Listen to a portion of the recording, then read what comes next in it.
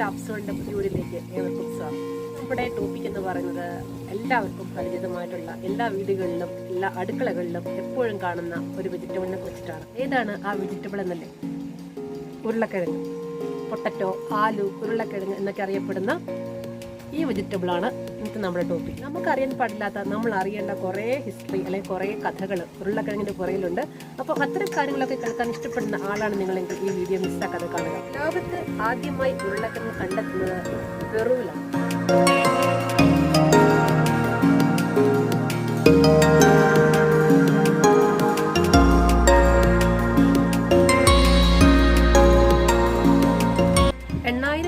മുതൽ 5000 BC വരെയുള്ള കാലഘട്ടത്തിലാണ് ഇതിൻ്റെ ഒരു തുടക്കമായിട്ട് കാണുന്നത്. ഇന്ത്യൻസ് ആണ് ആദ്യമായി ഉരുളക്കിഴങ്ങ് കൃഷി നടത്തുന്നത്. ഒരു ചെറിയൊരു വിഭാഗം ട്രൈബ്സ് ആണ് അവർ. പെറു എന്ന് പറയുന്ന രാജ്യത്തിന്റെ സദൺ ഭാഗങ്ങളിലാണ് ഇവർ കാണപ്പെടുന്നത്. അമേരിക്കൻ ഇന്ത്യൻസ് എന്നൊരു പേരും കൂടി ഇവർക്കുണ്ട്. 1536 സ്പെയിനിലെ സോൾജിയേഴ്സ് ഈ പെറു എന്ന ഭാഗത്ത് എത്തുകയും അവിടെയുള്ള ഇന്ത്യൻസിനെ അവർ കീഴ്പ്പെടുത്തുകയും അവിടെ നിന്ന് അവർ കണ്ടെത്തിയ വളരെ വിശിഷ്ടമായിട്ടുള്ള ഒരു കിഴങ്ങ് വർഗ്ഗത്തിൽപ്പെട്ട ഒന്നാണ് ഈ പൊട്ടറ്റോ എന്ന് പറയുന്നത്. അപ്പോൾ സ്പെയിനിലേക്ക് അവർ തിരിച്ചു വന്ന ആ ഒരു സമയത്ത് അവർ ഈ പൊട്ടറ്റോ യൂറോപ്പിലേക്ക് കൊണ്ടുവന്നു. സ്പെയിനിൽ നിന്നും അത് ഇറ്റലിയിലേക്ക് പോയി, പിന്നെ യൂറോപ്പ് മുഴുവനായിട്ട് അത് പടർന്ന് പന്തലിച്ചു എന്ന് പറയപ്പെടുന്നു. ഇംഗ്ലീഷ് വേർഡാണ് പൊട്ടറ്റോ, നമുക്കറിയാം. ആ ഒരു വാക്കുണ്ടായത് സ്പാനിഷ് വേർഡായിട്ടുള്ള പറ്റാത്ത എന്ന വാക്കിൽ നിന്നുമാണ്. യൂറോപ്പിൽ മുഴുവനും പൊട്ടറ്റോ എത്താനുള്ളൊരു കാരണം സ്പെയിൻകാരാണെന്ന് ഞാൻ പറഞ്ഞു.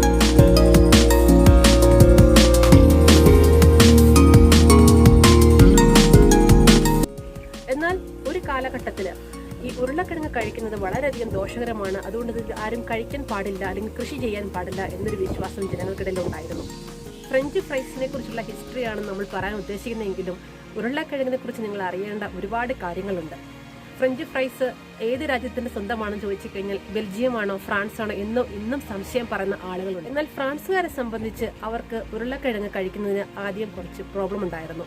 അവർ വിശ്വസിച്ചുകൊണ്ടിരുന്നത് ഉരുളക്കിഴങ്ങ് കഴിച്ചു കഴിഞ്ഞാൽ വളരെ മാരകമായിട്ടുള്ള അസുഖങ്ങൾ ഉണ്ടാകുമെന്നാണ്. ലെപ്രസി പോലുള്ള മാരകമായ അസുഖം ഉണ്ടാക്കുന്ന ഒന്നാണ് ഉരുളക്കിഴങ്ങ് എന്ന വിശ്വാസത്താൽ 1748 ഫ്രഞ്ച് പാർലമെന്റ് ഉരുളക്കിഴങ്ങ് കൃഷി ചെയ്യാൻ പാടില്ല അല്ലെങ്കിൽ ഉരുളക്കിഴങ്ങ് കഴിക്കാൻ പാടില്ല എന്നൊരു നിയമം കൊണ്ടുവന്നു. അതിനുശേഷം ആന്റണി അഗസ്റ്റിൻ എന്ന് പറയുന്ന ഫ്രാൻസുകാരനാണ് പിന്നീട് ഉരുളക്കിഴങ്ങിന്റെ ഒരു പോപ്പുലാരിറ്റിക്ക് കാരണം. റഷ്യയിൽ ഒരു ജയിലറായിരുന്ന അദ്ദേഹം അവിടെ ഉരുളക്കിഴങ്ങ് കൂടുതലായി കൃഷി ചെയ്യണമെന്നും അവരോടത് കഴിക്കണമെന്ന് നിർബന്ധിക്കുമായിരുന്നു. അപ്പോൾ അദ്ദേഹത്തിന് അതിലൂടെ മനസ്സിലായി ഉരുളക്കിഴങ്ങ് ഒരു ദോഷകാരിയായിട്ടുള്ള ഒരു വസ്തുവൊന്നുമല്ല, മനുഷ്യർക്ക് കഴിക്കാൻ പറ്റുന്ന ഒന്നാണെന്ന് അദ്ദേഹം മനസ്സിലാക്കിയുണ്ടായി. അങ്ങനെ പ്രഷ്യയിൽ നിന്ന് തിരിച്ച് ഫ്രാൻസിലെത്തിയ അദ്ദേഹം ഉരുളക്കിഴങ്ങ് വ്യാപകമായി കൃഷി ചെയ്യുന്നതിനെ പ്രോത്സാഹിപ്പിച്ചു. എന്നാൽ ഈ അസുഖങ്ങൾ ഉണ്ടാക്കും എന്നുള്ള വിശ്വാസം ഫ്രാൻസുകാരുള്ളതുകൊണ്ട് പലരും അദ്ദേഹത്തെ എതിർത്തു. അദ്ദേഹത്തിന്റെ പരിശ്രമ ഫലമായിട്ട് 1772 പാരീസിലെ ഫാക്കൽറ്റി ഓഫ് മെഡിസിൻ ഉരുളക്കിഴങ്ങ് മനുഷ്യർക്ക് കഴിക്കാൻ പറ്റുന്ന ഒന്നാണെന്ന് ക്ലെയിം ചെയ്യുകയുണ്ടായി. 1795 ആയപ്പോഴേക്കും ഫ്രാൻസിലെ റോയൽ ഗാർഡൻസിൽ ഉരുളക്കിഴങ്ങ് കൂടുതലായിട്ടും കൃഷി ചെയ്യുന്ന ഒരു അവസ്ഥയിലേക്ക് മാറുകയുണ്ടായി. ഇന്ന് ഫ്രാൻസുകാരെ സംബന്ധിച്ച് അല്ലെങ്കിൽ യൂറോപ്യൻസിനെ സംബന്ധിച്ച് ഉരുളക്കിഴങ്ങ് എന്ന് പറയുന്നത് വളരെ പോപ്പുലർ ആയിട്ടുള്ള ഒരു ഭക്ഷ്യവസ്തുവാണ്. ഉരുളക്കിഴങ്ങിന്റെ വെറൈറ്റീസ് നോക്കിക്കഴിഞ്ഞാൽ ഒരുപാടുണ്ട്. നമ്മൾ കണ്ടിട്ടുള്ള ആ മഞ്ഞ ഉരുളക്കിഴങ്ങ് മാത്രമല്ല, വൈറ്റ് പൊട്ടറ്റോസ് ഉണ്ട്, റെഡ് പൊട്ടറ്റോസ് ഉണ്ട്, വയലറ്റ് കളർ പൊട്ടറ്റോസ് ഉണ്ട്, അങ്ങനെ പല തരത്തിൽ.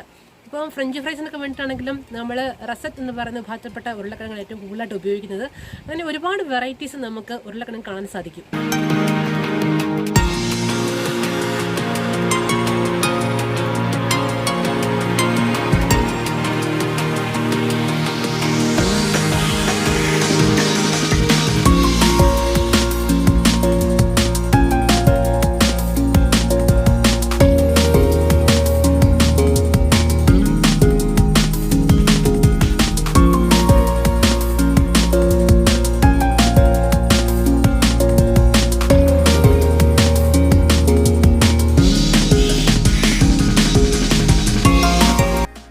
എന്തുകൊണ്ടാണ് ഇത്രയധികം പോപ്പുലറായി മാറാൻ ചോദിച്ചു കഴിഞ്ഞാൽ അതിൻ്റെ ആ ഒരു ബൾക്ക്നെസ് അല്ലെങ്കിൽ അതിൻ്റെ ഒരു ചീപ്നെസ് കഴിക്കുമ്പോൾ തന്നെ നമുക്ക് പെട്ടെന്ന് തന്നെ വിശപ്പ് മാറുന്നു, പിന്നെ പെട്ടെന്ന് ഇത് നശിച്ചു പോകുന്നില്ല. അപ്പോൾ അത്തരം കാരണങ്ങൾ കൊണ്ടൊക്കെ തന്നെ ഇവിടുത്തെ ഒരു ഏറ്റവും പോപ്പുലറായിട്ടുള്ള ഫുഡിലൊന്നാണ് ഉരുളക്കിഴങ്ങ് എന്ന് പറയുന്നത്. ഒരുപാട് വെറൈറ്റീസ് നമുക്കിവിടെ കാണാൻ സാധിക്കും. ഒത്തിരി റെസിപ്പീസ് ഉണ്ട് ഉരുളക്കിഴങ്ങ് കൊണ്ട് വളരെ പെട്ടെന്ന് തയ്യാറാക്കാൻ പറ്റുന്നത്.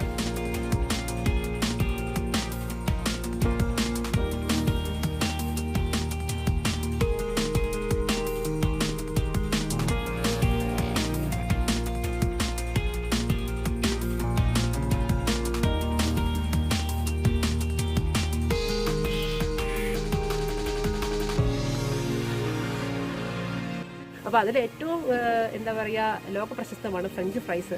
നമ്മുടെ നാട്ടിലാണെങ്കിൽ ഫിംഗർ ചിപ്സ് എന്നൊക്കെ പറഞ്ഞിട്ട് നമുക്ക് എല്ലാവർക്കും സുപരിചിതമാണ്.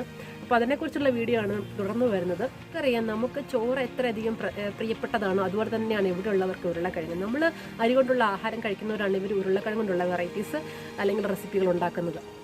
അപ്പം ബേക്ക് ചെയ്തെടുത്ത ഉരുളക്കിഴങ്ങ് വളരെ ഹെൽത്തിയാണ്. അതിൻ്റെ സ്കിന്നോട് കൂടി തന്നെ ആ പുറംതൊലി കളയാതെ കഴിക്കുന്നതാണ് എപ്പോഴും ഹെൽത്തി ആയിട്ട് പറയുക.